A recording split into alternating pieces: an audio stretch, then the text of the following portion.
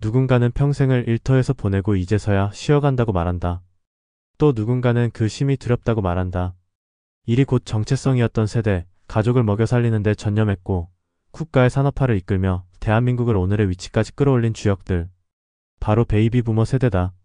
하지만 이제 그들은 더 이상 누군가의 가장도 현장의 중심도 아니다. 700만 명에 달하는 베이비 부머들이 일터를 떠난 지금 남은 시간은 은퇴 후의 삶이다. 그러나 문제는 이들의 발걸음이 어디로 향해야 할지 아무도 알려주지 않았다는 데 있다. 긴 시간을 일에 바쳤지만 정작 본인의 노후를 준비할 틈은 없었다. 퇴직은 끝이 아니라 새로운 시작이어야 했지만 현실은 다르다. 오히려 시작조차 할 수 없는 사람들이 더 많다. 준비되지 않은 은퇴는 자유가 아니라 공백이고 가능성이 아니라 막막함이다. 이제 우리는 이들이 처한 현실을 마주하고 묻지 않을 수 없다. 퇴직 후 베이비 부머는 어디로 가야 하는가? 첫 번째 사례는 1958년생 전직 공장 관리자로 38년간 한 제조업체에 몸담았던 김정호 씨의 이야기다.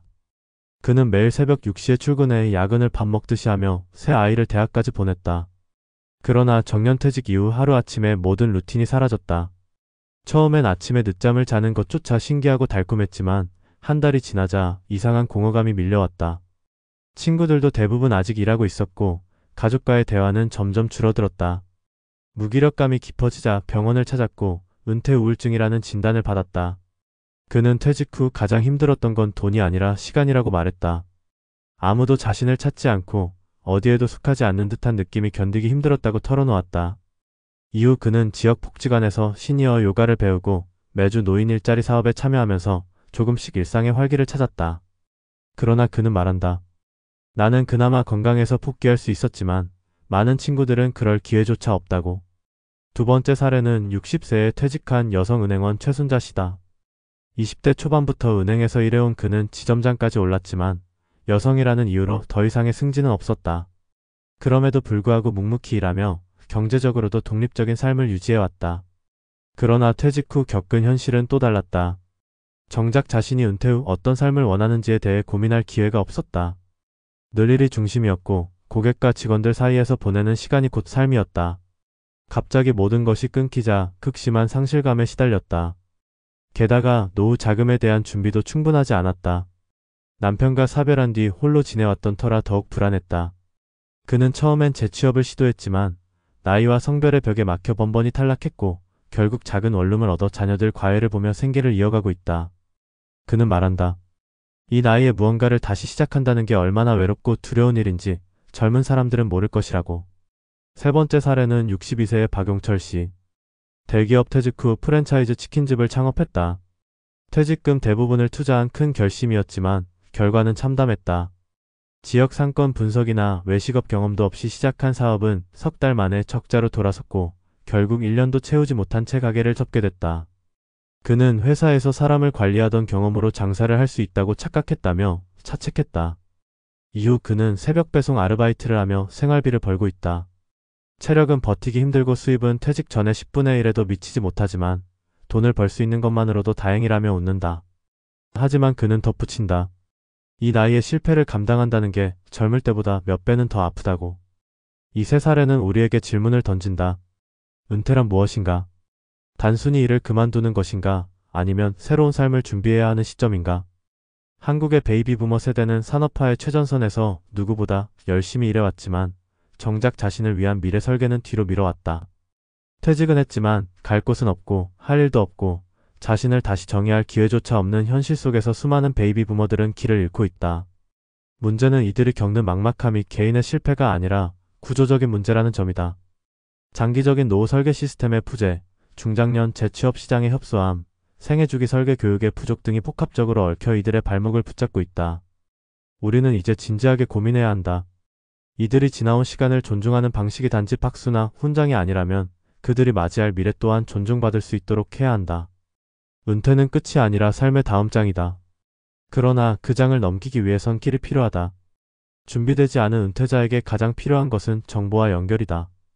정책에 손이 닿지 않는 사각지대에 있는 이들에게 실질적인 재교육, 지역 기반 커뮤니티 연계, 일과 여가가 공존하는 구조적 지원이 절실하다. 700만 명이라는 숫자보다 더 중요한 것은 그 안에 담긴 700만 개의 사연과 얼굴들이다. 그들은 단지 퇴직한 사람이 아니다. 여전히 살아있는 경험과 가치를 가진 사람들이다. 그들이 갈 곳은 어디인가? 그 길을 우리가 함께 만들어야 한다. 베이비 부머 700만 명, 이 거대한 인구가 일제히 퇴장하고 있다. 겉으로 보면 조용한 퇴장처럼 보일 수 있다. 하지만 그 이면엔 갈 곳을 잃고 방황하는 수많은 사람들의 고요한 몸부림이 있다. 퇴직 후 어디로 가야 할지 모르는 이들의 현실은 단순히 은퇴 후 삶이라는 말로는 다 담을 수 없다. 그건 하나의 인생 단절이고 정체성의 붕괴며 때로는 생존의 위기다. 우리는 지금까지 은퇴 준비란 단어를 수없이 들어왔다. 하지만 정말 그 단어가 구체적으로 어떤 의미인지 현장에서 체감하며 준비한 사람은 그리 많지 않다. 대부분은 막연하게 연금이면 되겠지, 퇴직금이면 버티겠지 생각했지만 현실은 냉정했다. 그 돈으로는 생활이 되지 않았고 심지어 그 생활이 계속되리라는 보장조차 없었다.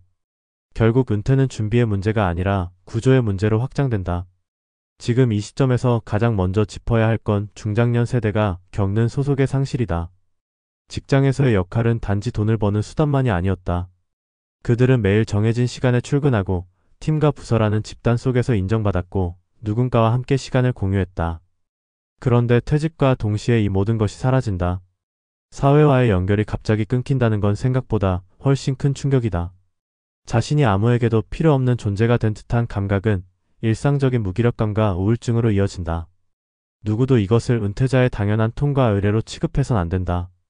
이는 분명한 사회적 리스크다. 두 번째로는 경제적 현실이다. 많은 베이비 부머들은 퇴직 후에도 쓸 수 있는 돈이 있을 것이다 라는 가정을 가지고 있었다. 하지만 지금의 상황은 그렇지 않다. 국민연금만으로는 생활비는커녕 고정 지출도 감당하기 힘들다. 퇴직금은 부동산 대출이나 자녀 교육비로 이미 소진된 경우가 많다. 재취업은 현실적으로 불가능에 가깝다.